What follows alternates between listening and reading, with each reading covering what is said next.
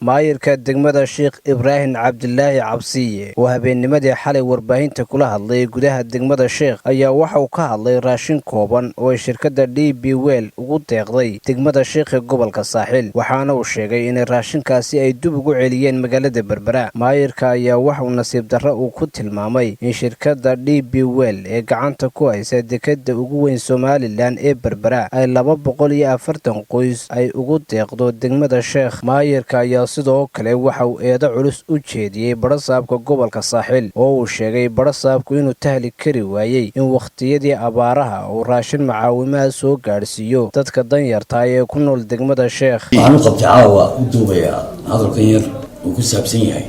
raashin saaka degmada la keeno laga keenay gobolka oo inamadii wada ay yidhahdeen DP World Board ayaa soo bixisay barasaabkana soo dhiibay raashinka waanu celinay tubanu celinay ana cadaynay inaan tuba celinay waayo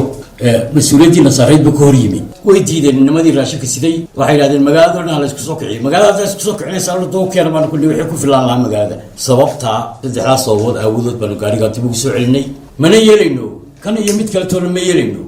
الدان سيدو عدالة دوافق صار عن الله صبرين ولا سابق وحنا لنا هاي مركز الحقيقي يسوع أما أنا قلنايات أما هذا هذا أنا قلنا وكيل نقول يسوع كذا عدالة تاي نقول وكيل أو ها يعني نقول نسكت صدرون مقعيال بدونينو تذكيرن مقعيال قادر مايا وحنا نو قادرين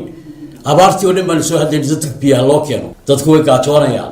ما تروب كتاعي لا بقول يا فرت كوي الشيخ بس يا دحدقة يا يلي منه قادر منه مرت من ميلينو عدة أخو سيسابها الكاه كم قشور كيجا وحنا لا مسؤولية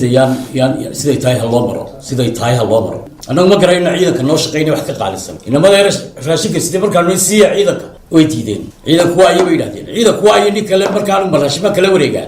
وريجا مايو سجاي قنا الكوش قينيو أنا بدي DP World شقالو بنين تطبل مسؤولين تولدت بناي تطبل كمسؤول نهاي تيجان بنو كمسؤول نهاي ما قادر إنه وحي عن مناسب كيجا هاي عبد الرزاق قاسم جامع ورك تلفزيون كصاب مقالة بربرة.